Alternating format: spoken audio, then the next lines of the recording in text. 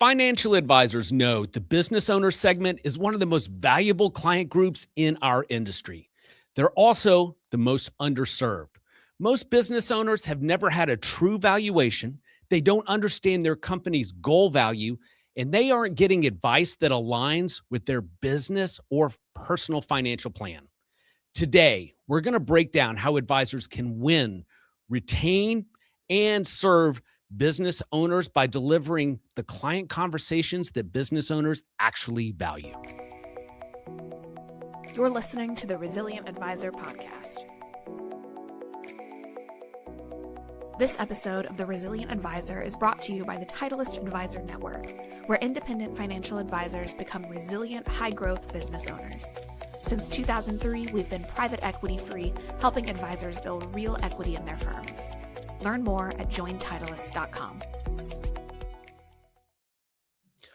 Welcome to the Resilient Advisor podcast, where we bring industry experts to help you build your business your way. My name is Jay Coulter, and joining me today is Jason Early, the CEO of RISR. If you're catching this recording live on LinkedIn, YouTube, or X, and you want to ask Jason a question about the business owner market while we're recording, please just go on down into the comment section, leave a note, and I'll be able to pose it to Jason. Jason, thanks so much for coming on. Yeah, man. Great to be here. All right. Advisors love the idea of attacking the business owner marketplace, but it's incredibly hard to do. We're going to spend time unpacking it. You were on Brad Johnson's podcast recently, Do Business, Do Life. It was an interview that was recorded at Future Proof earlier this year. You guys did a great job of getting into this market.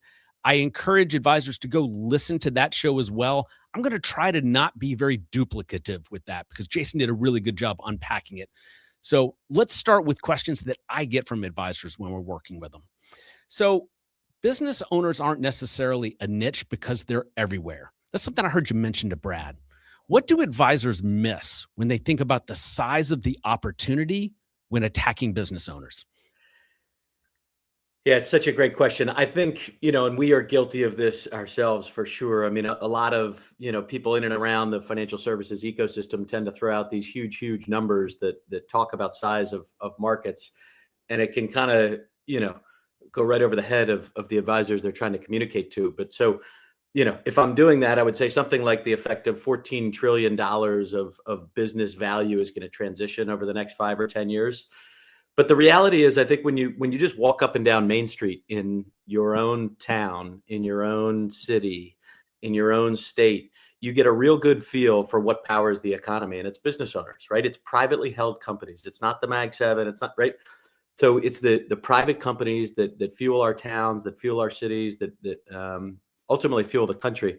That's the opportunity that advisors have because, forget the size in terms of the sheer amount of wealth that's locked up in private companies and the amount that's going to transact or transition. Just think about the amount of clients or the amount of people that own businesses. And the reality is those are the wealthiest people. And so when you start to break it down and you start to think about who fits your ideal client profile, if you're being honest with yourself, more times than not, it's going to be business owners. Yeah. Jason, in working with financial advisors and trying to map out markets to go after, it seems to me there are two big ones that everybody should consider attacking if they're going to niche down, either the pre-retirees and retiree marketplace or the business owners. I usually get very little pushback on that when I work with advisors, but really seeing past the initial startup phase of going and trying to attack the marketplace, that's what I really want to lean into in this show for advisors, the how to do it. But let's begin with the end in mind. If they were to lean into business owners for the next 5 years, how different could their practice look? Yeah. Also, again, this is so practice by practice, but I think it's another great question. I would say, if advisors, and if they're working with you, very certainly they are. But I think if they were taking their practice seriously and they're looking at average revenue by client, or they're doing a real assessment of their business and trying to understand, who are their best clients. I mean, the best advisors have a great understanding of who their ideal client is. And if they were going through an exercise where they're, top grading their business or trying to, make their bottom client look a whole lot more like their top client, business owners are incredible in this regard. So when you think about not only the opportunity, all of financial services is surrounding the business owner today, because as they transition and transact, there's an incredible amount of wealth unlocked. But what most advisors miss is business owners actually make great clients while they operate as well. So not only is there wealth to be managed, there is risk to be managed, there is financial planning to be done, be it cash flow, be it personal financial planning. So there's just so many revenue opportunities, sitting within a business owner, that it makes it an incredible client while the owner operates, and it allows the advisor to drive up their average, revenue per client. Let's go a little bit deeper on that, because that's really where the rubber meets the road with most advisors. When they think about attacking the space, they'll say, well, all their money's locked up in their business. There are other opportunities there. You really just addressed them. But if you were talking to an advisor for the first time and explaining the opportunity to work with business owners beyond managing AUM, how should they attack it? How have you seen the successful ones unpack this? Yeah, two things there, right? And you're so right. Forever, advisors have given the Heisman to the business owner, saying exactly that.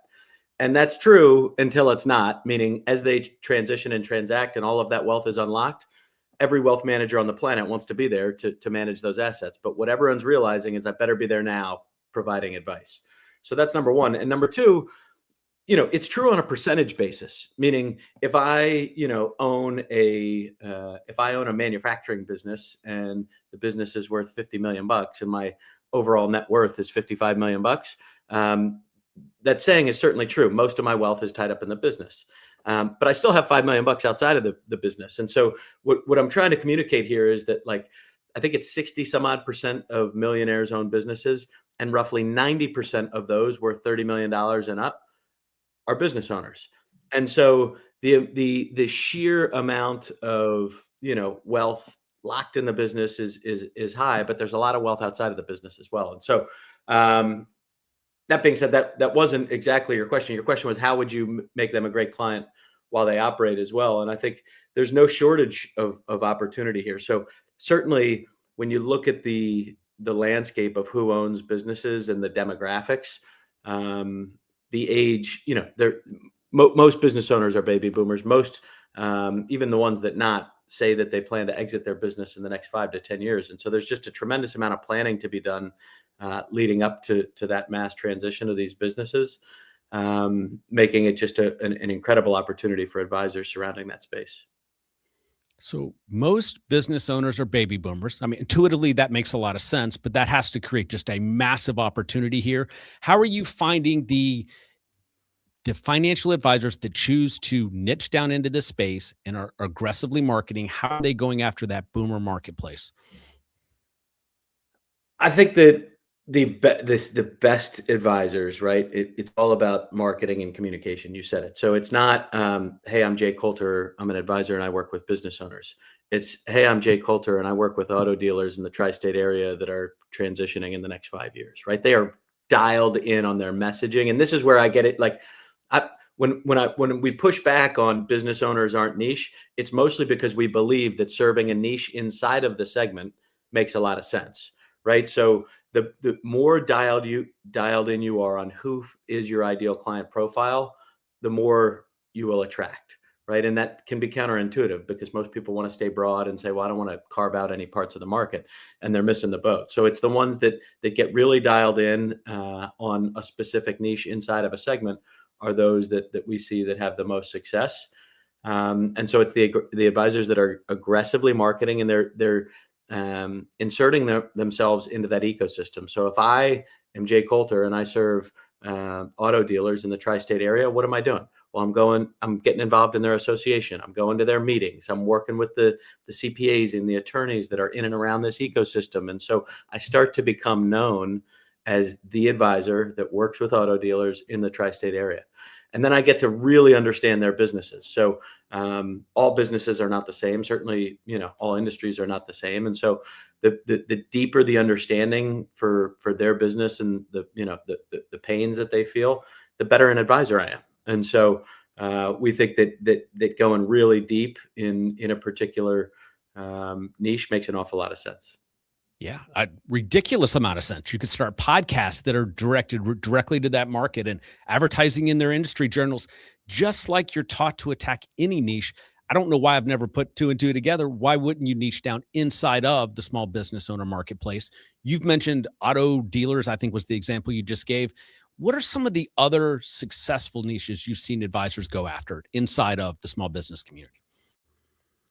We've seen it. Look, medical, right? So be it medical or dental, certainly we see a lot of advisors that serve the medical and dental profession. We see a lot of very successful advisors that are serving manufacturing, and even inside of manufacturing, be it food manufacturing or what have you. Look, there's probably great examples of darn near every industry where there's an advisor that is serving that industry incredibly well. Certainly in the Midwest, we've got a lot of advisors that serve.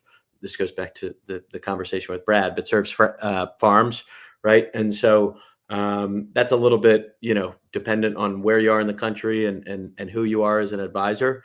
But we've seen a lot of success across many industries, but certainly a lot in the medical and dental space. Certainly a lot in the manufacturing space. Yeah, both of those make a ton of sense. If you had to start a financial advisory practice today and go after the business owner marketplace based on all you know and frankly all the data you've seen, what would you go after?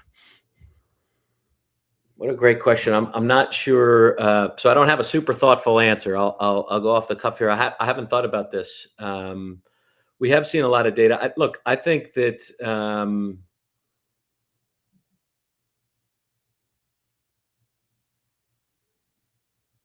I think that the manufacturing one's probably interesting. I think that if you look at the data, there is an incredible amount of manufacturing firms, and so we see a lot of data in two forms. We see a lot of transaction data, and then we also see a lot of data that gets run through our platform. And so I think from an advisor's perspective, manufacturing businesses tend to be larger, and like anything, the larger the business, the more the opportunity, the more the complexity is there, the more the problems that you can solve.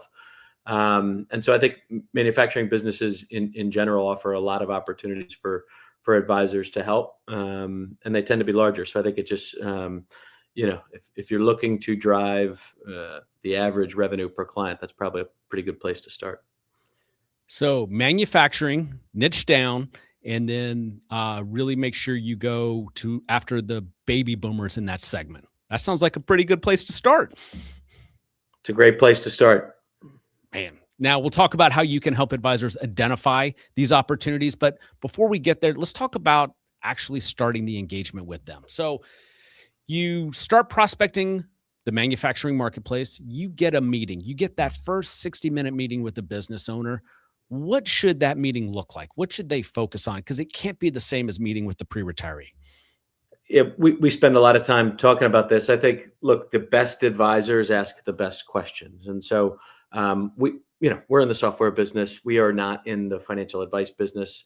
I am in no position to be telling advisors how to run great meetings, but specific to the business, it is our view that you have got to get a deep understanding of not only that business, but around their goals, hopes, dreams around that asset. Because for far too long, advisors have been either put in a position or, on their own volition, they treat the business like every other asset on the balance sheet for the owner. And we think that's nuts, right? When you think about this asset for the owner, they've got their blood, their sweat, their tears into this asset, and they have a far deeper emotional tie to this asset than they do their holding in Google. So all that said to say that the best advisors ask the best questions. I think that first 60-minute meeting ought to be all about discovery, and the best advisors are pulling out, the goals, hopes, and dreams. And it should be specific to that asset. Again, business owners have no problem talking about their business. So if you have the right questions, you'll have the keys to a powerful meeting. Okay. And so when I think about someone attacking the retirement marketplace, I can set up a very simple 2 or 3 meeting process that really helps uncover those goals, go deep in just the planning aspect of it, and deliver a plan. How is it different if you're attacking the business owner community?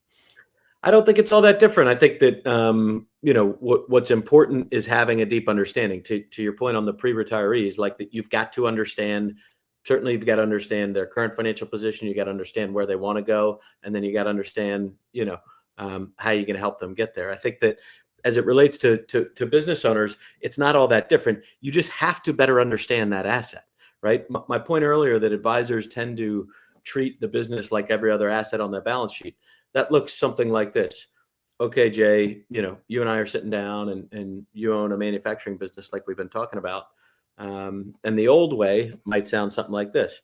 All right, Jay, what's in the 401k? What's in your brokerage account? What's your house worth? What are your retirement goals? What's your business worth? And we plug all that into the plan, and then we come back and deliver a plan to you based on that. That's nuts. When you think about treating a business owner and giving the business the same,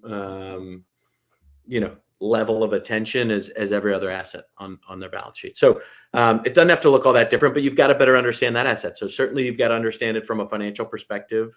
And we could talk about that, but then you also have to understand, what do they want to accomplish with the business, or what do they want this to look like? Because every owner exits their business someday, some way.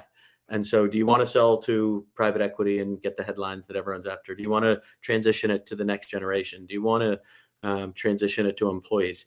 Asking those questions matters if you're giving advice to the owner. And so, it might look very similar, but you might just need some more tools, to serve the business owner than you otherwise might be thinking about. Absolutely. And let's get into your tool. First, we have our first question from Dave Smitterbush. He says, great information is a natural next step for the financial advisor to go after the business owner's employee retirement plan, or do you have any recommendations for doing so? I love the question, Dave. I think, look, we talk a lot about speed to trust. So when working with business owners, speed to trust is huge, right? And business owners are notoriously difficult to pin down. So if you can build that relationship, you can build that trust with the owner. The retirement plan should be a fairly easy thing to pick off. Again, we talked about the complexity that business owners have. So not only do they have all of the things related to the business, this is a great example of one that they're thinking about that's on their plate that they have to deal with. They've also got all the personal stuff, financial planning related. So as you get in there, as you build the relationship, as you build trust, as you take them through the process, this should be a fairly straightforward thing to pick off and help to build the relationship with. Excellent. Thank you for the question, Dave. All right. This is all been kind of a setup building up to talking about the marketplace, what it means for advisors, talking about some of the challenges advisors have, even breaking into the marketplace.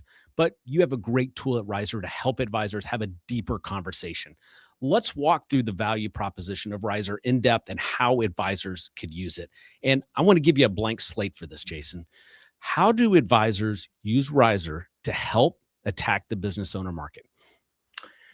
Good man. So I think, again, we've talked a little bit about this, but it's really better understanding the asset. So again, if you were an advisor and you are like many today that are surrounding the business owner or thinking about a strategy for how do I serve business owners, you probably lack the tools and technology to do so. So, we think about 25, 30 years ago when, the advent of financial planning software. And so advisors for a long, long time have had access to tools and technology to serve the individual or the family or the household, but they've been flying blind as it relates to the business. And so our software is you can think of it as financial planning software, but for business owners. And so you can really think of it in three areas, which is data capture, relevant insights, and client ready deliverables.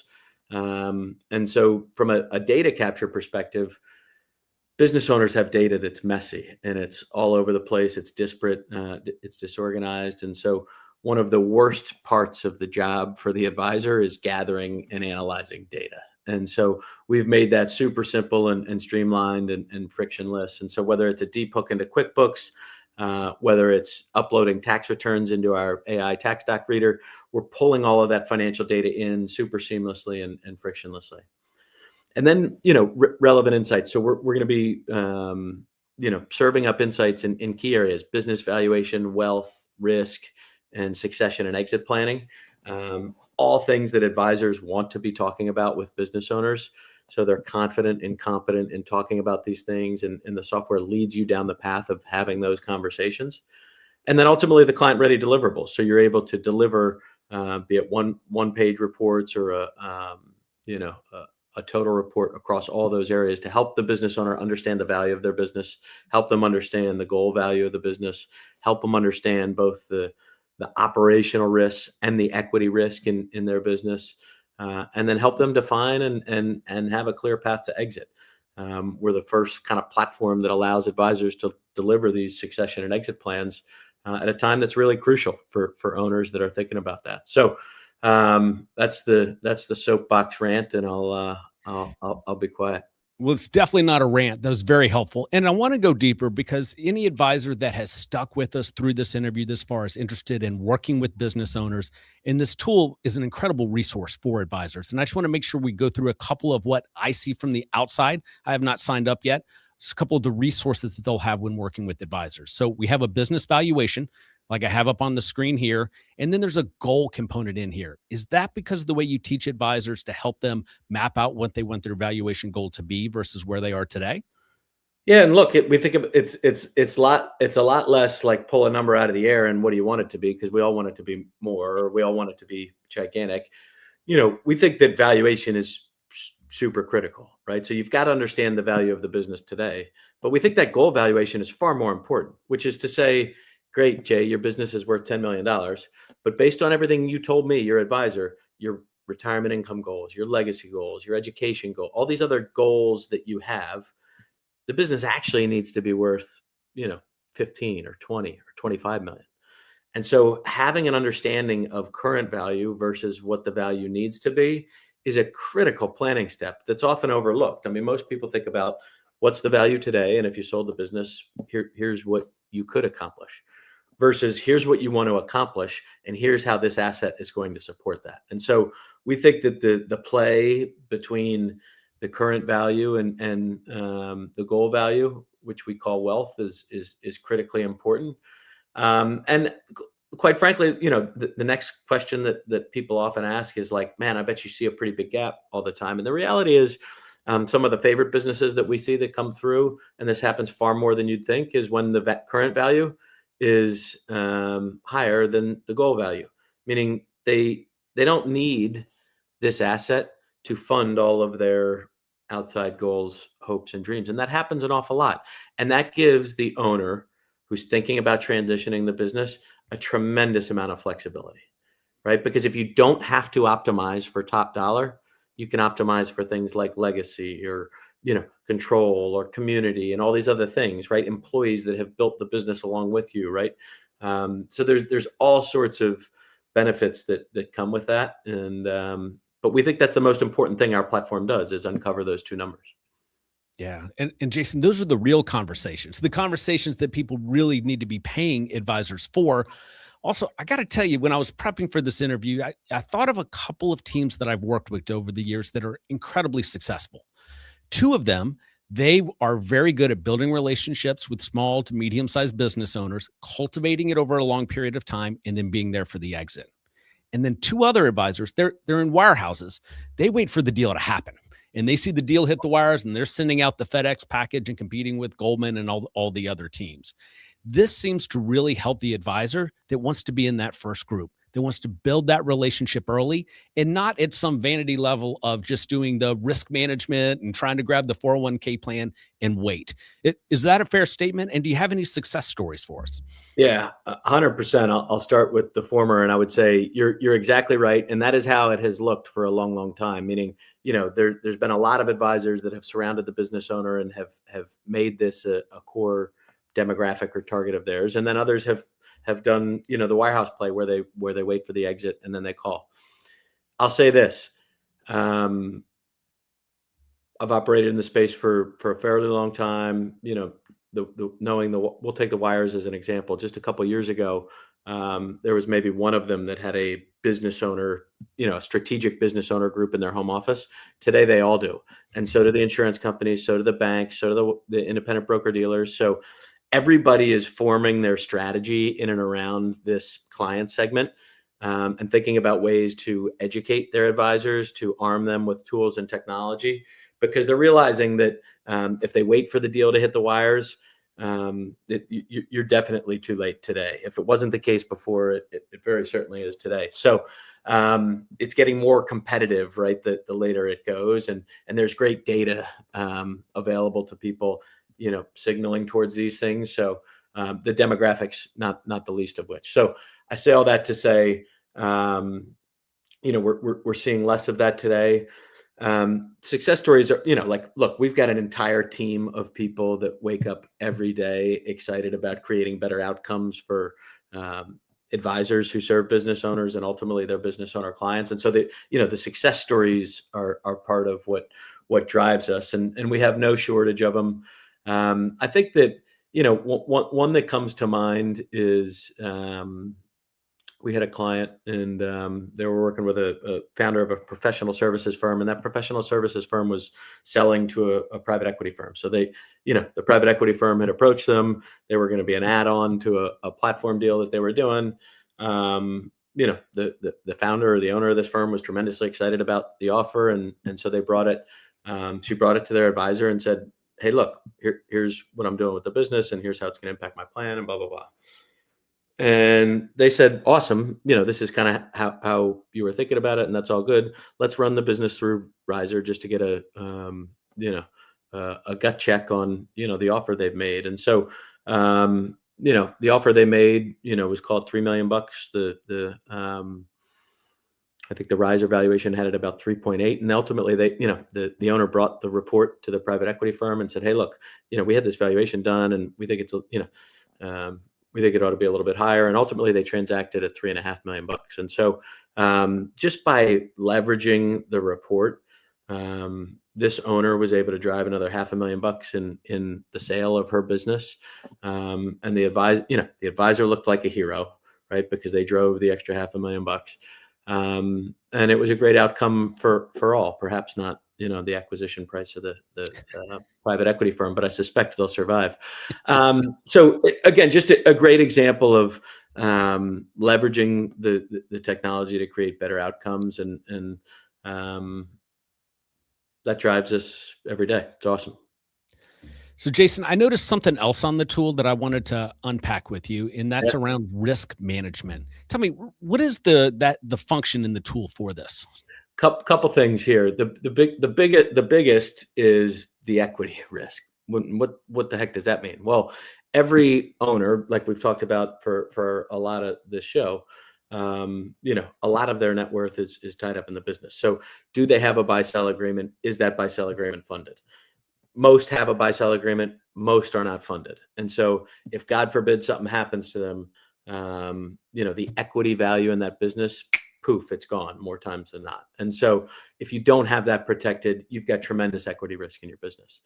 But more, not more importantly, but equally as importantly is, as it relates to the value of the business, is the operational risk in the business. So most of these businesses, don't have a McKinsey consultant in there running around telling them how to operate their business. And so there's all sorts of operational risk, be it owner dependency or key person risk or customer concentration or vendors, diversity, all of these things that not only impact the value of their business, but it affects the operational efficiency in their business. And so again, we think that the tool is a great way for the advisor to just hold up the mirror, right? The advisor, again, even if I am Jay Coulter, who works with auto dealers in the tri-state areas, and I know auto dealers damn well, I'm not going to know their business better than them, and that's okay.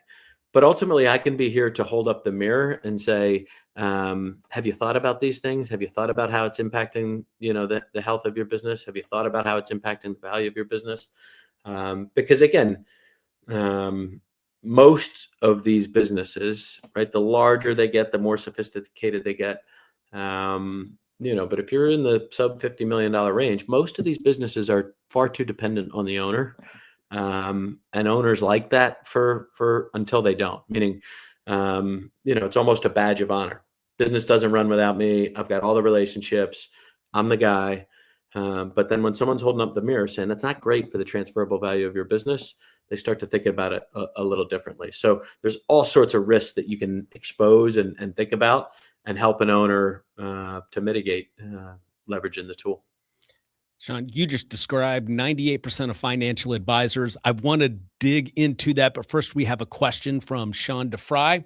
How does RISR integrate with the client's financial software stack? Are there native connectors which streamline the integration process, such as API or webhook ecosystems to bring in key data points from cross-functional platforms? Great question, Sean. We don't have any native integration, so we've got a deep hook into QuickBooks. I mean, for our platform, it is all about data aggregation, but it's business-specific data aggregation. So, we've got the deep integration into QuickBooks, or you can upload the tax returns, and we're going to use our AI software to pull the data out of those tax returns. And so we don't have any other integrations where it's pulling that data from. And then the balance of it is just the qualitative questions. And so there's not a lot of natural integration points. We certainly could and have done so for some larger clients integrate into financial planning software. When we talked about that wealth experience, certainly we're asking things like, how much is needed in retirement income from the sale of this asset. And so as a result, we can pull that data in from financial planning software and pass business value back into the planning software. So I think that's it. But great question. All right. Thank you, Sean. All right. Before I get to my last question, is there anything about the platform we didn't unpack that advisors should be aware of? Look, I think readiness is a big thing. So, when we talk about succession and exit planning, we think about owners transitioning this asset. Readiness is a really important thing to explore. And so we've developed a readiness score that helps the owner both understand the business readiness to transact and the owner readiness. And I would say the owner readiness is often overlooked and far more important, which is to say, I think it's something to the effect of 23% of businesses that go to market to transact actually transact. And why is that? Well, certainly it's because in due diligence, deals fall apart. Owners find things they don't, acquirers find things they don't like, mismatch of culture and values, or, all sorts of reasons.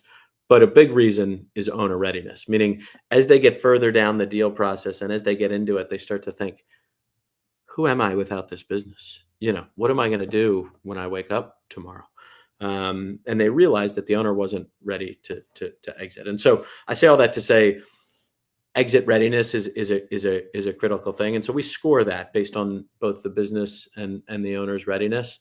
And that's something that advisors can really engage with the owner around, which is to say, like, have you thought about your plan? Have you communicated your plan to the people that matter most to you? Have you thought about what you're going to do after the exit? And so I think just aligning all the stakeholders around that is critically important, and it's a great weapon for advisors to engage with owners on, because they can go through a process where, look, the reality is the best businesses operate as if they're already always ready to exit, but most don't. And so if you got a knock on your door as an owner and said, hey, I'll give you 20 million bucks or 50 million bucks or 100 million, whatever the number is, number one, do you know if that's a good number for your business? And two, if they went into diligence, like how does your business look?